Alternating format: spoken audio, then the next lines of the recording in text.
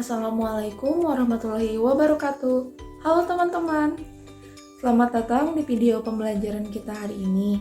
Pada kesempatan kali ini, kami dari kelompok 3 yang beranggotakan Mulia Wita, Mutiara Insani Dwi Sapitri, Nurpiani Oktavia, Ristia Nurhayati. Kami dari Program Studi Pendidikan Teknik Bangunan kelas 5B, Fakultas Pendidikan Teknik dan Industri, Universitas Pendidikan Indonesia, akan membahas sebuah topik yang sangat penting dalam dunia konstruksi, yaitu pondasi. Yuk kita pelajari bersama-sama. Sebelum itu, teman-teman ada yang tahu gak kenapa bangunan memerlukan pondasi? Pondasi merupakan bagian paling bawah dari sebuah bangunan yang berfungsi sebagai penopang utama seluruh struktur di atasnya. Bayangkan, pondasi sebagai kaki dari sebuah bangunan sama seperti kaki manusia yang menopang seluruh tubuh. Pondasi menopang seluruh beban bangunan agar tetap berdiri kokoh. Tanpa pondasi yang kuat, bangunan akan mudah miring, retak, atau bahkan runtuh. Berikut adalah alasan utama mengapa pondasi sangat penting. 1. Menstabilkan bangunan. Pondasi memastikan bangunan berdiri tegak dan stabil di atas tanah. 2. Mendistribusikan beban secara merata.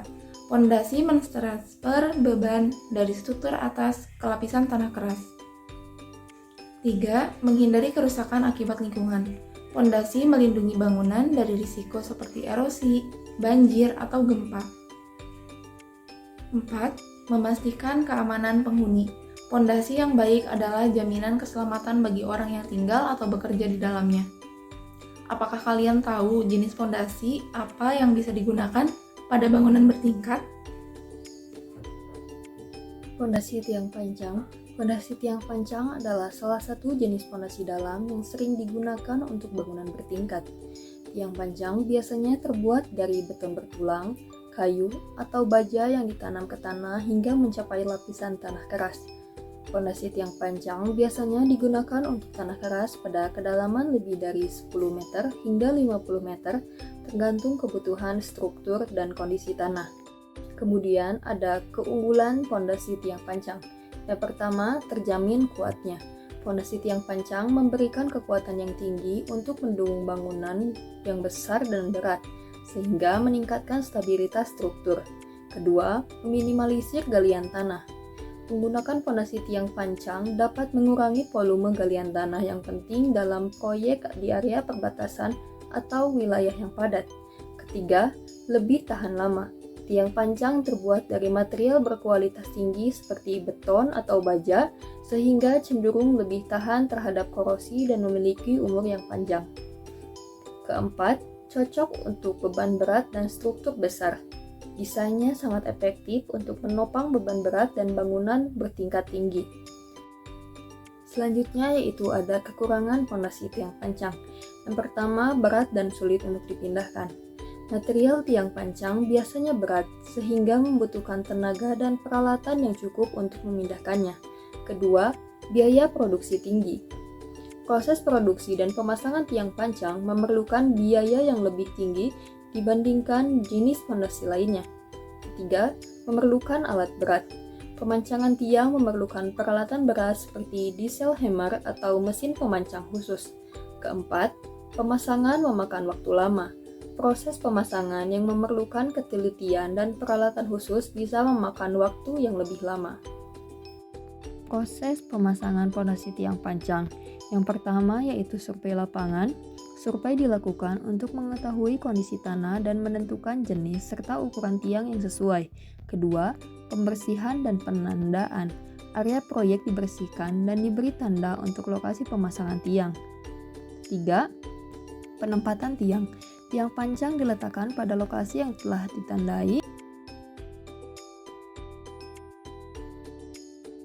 Kemudian, pengangkatan tiang. Tiang panjang diangkat ke posisi yang diinginkan menggunakan alat seperti kren. Kelima, proses pemancangan. Tiang panjang ditancapkan ke dalam tanah menggunakan metode seperti jack pile, drop hammer, atau diesel hammer.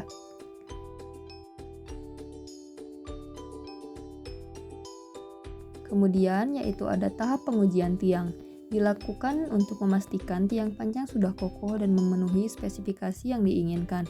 Dan yang terakhir yaitu tahap penyelesaian dan pengecoran pile cap.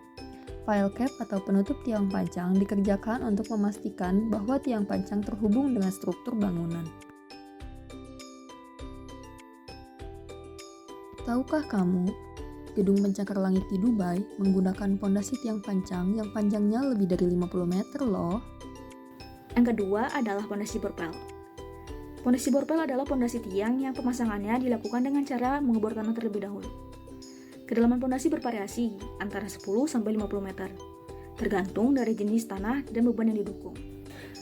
Selanjutnya adalah keunggulan pondasi borpel. Yang pertama, tidak menimbulkan gangguan suara atau getaran. Yang kedua, mengurangi kebutuhan beton dan tulangan. Yang ketiga, kedalaman tiang fleksibel. Yang keempat, mampu menembus lapisan batuan. Yang kelima, diameter besar meningkatkan kapasitas dukung. Yang keenam, tidak ada risiko kenaikan tanah. Selanjutnya adalah kekurangan pondasi borpel. Yang pertama, dipengaruhi cuaca. Yang kedua, pengecoran sulit jika ada air tanah. Yang ketiga, mutu beton tidak merata mengurangi kapasitas dukung. Yang keempat, pengeboran mengganggu kepadatan tanah, pasir, atau kerikil. Yang kelima, air yang mengalir ke dalam lubang bor menurunkan kapasitas dukung. Selanjutnya adalah proses pemasangan pondasi borpel. Yang pertama adalah tandai posisi tiang. Gunakan alat ukur seperti theodolit atau total station untuk memastikan posisi tiang sesuai dengan desain dan gambar kerja. Lalu, tandai titik pusat tiang di lokasi menggunakan patok atau tanda khusus. Yang kedua adalah pasang casing sementara atau temporary casing. Tempatkan casing sementara untuk menjaga kestabilan dinding lubang bor. Pastikan casing tegak lurus dan sesuai dengan diameter tiang yang direncanakan. Lalu, dorong casing ke dalam tanah menggunakan alat berat seperti kren atau hammer. Yang ketiga adalah lakukan pengeboran hingga kedalaman tertentu. Gunakan alat bor untuk mengebor tanah hingga kedalaman sesuai dengan perencanaan. Yang keempat adalah bersihkan lubang bor. Setelah pengeboran selesai, bersihkan lubang bor dari material lepas, lumpur, atau air. Yang kelima adalah pasang rangkaian besi tulangan.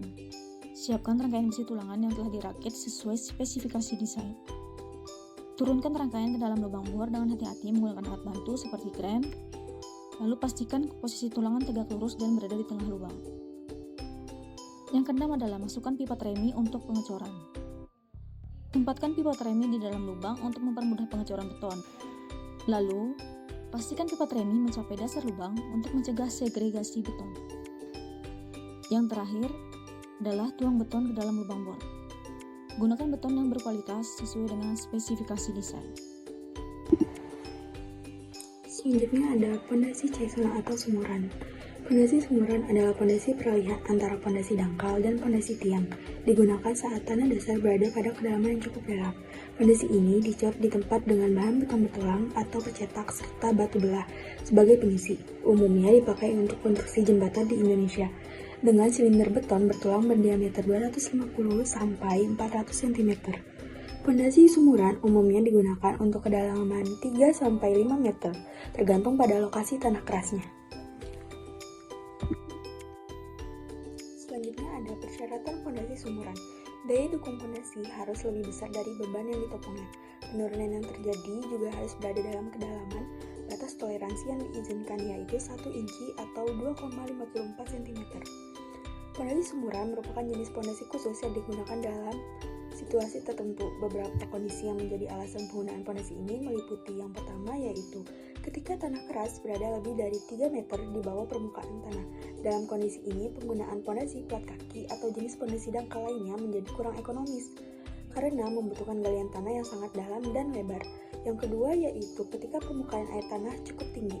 Hal ini membuat konstruksi plat beton sulit dilakukan karena air harus dipompa keluar dari lubang galian.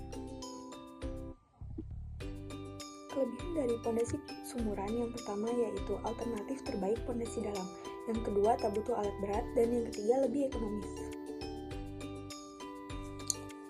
Kekurangan dari pondasi sumuran yang pertama yaitu sensitif terhadap kepadatan tanah, yang kedua adanya gangguan tanah, yang ketiga sangat dipengaruhi cuaca, yang keempat yaitu tanah bisa runtuh, dan yang kelima yaitu boros bahan. Selanjutnya ada proses pemasangan fondasi sumuran. Yang pertama yaitu kita harus ada penggalian tanah awal. Galian tanah dengan diameter sesuai ukuran pipa beton yang akan digunakan biasanya kurang lebih 1 meter. Kedalaman awal penggalian sekitar 80-100 cm dari permukaan tanah. Yang kedua yaitu pemasangan pipa beton pertama. Masukkan pipa beton pertama ke dalam lubang penggalian dengan hati-hati. Pastikan posisi pipa beton tegak lurus dan stabil untuk menghindari pergeseran saat penggalian dilanjutkan.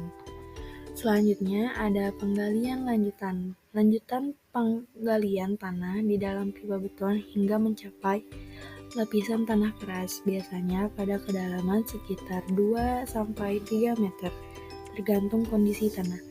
Pipa beton akan secara otomatis turun mengikuti penggalian. Selanjutnya ada penambahan pipa beton. Tambahkan pipa beton berikutnya jika kedalaman yang diinginkan belum tercapai. Sambungkan pipa beton dengan kuat menggunakan campuran semen dan pasir. Pastikan sambungan rapi dan kedap air. Lanjutkan proses ini hingga ketinggian pipa sejajar dengan permukaan tanah. Selanjutnya ada pengisian sumuran. Isi bagian dalam sumuran dengan campuran batu kali dan beton secara berlapis. Tinggi setiap lapisan pengisian sekitar kurang lebih 50 cm. Pastikan setiap lapisan dipadatkan secara merata untuk menghindari rongga. Ulangi proses ini hingga sumuran terisi penuh. Penyelesaian bagian atas pondasi. Tambahkan pembesian di atas pondasi sebagai penghubung dengan struktur kolom bangunan. Pastikan pembesian terpasang dengan kuat dan sesuai dengan struktur.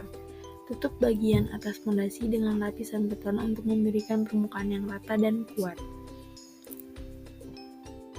Kita sudah membahas jenis fondasi untuk bangunan bertingkat, kekurangan dan kelebihannya, serta teknik pemasangan fondasi tersebut. Setiap bangunan yang kokoh selalu dimulai dari fondasi yang kuat. Begitu pula dengan kehidupan kita. Ilmu dan pengetahuan adalah fondasi untuk masa depan yang gemilang. Dengan memahami materi ini, semoga kalian semakin siap untuk berkontribusi dalam dunia konstruksi atau bidang lainnya. Terima kasih telah menyaksikan video ini. Wassalamualaikum warahmatullahi wabarakatuh.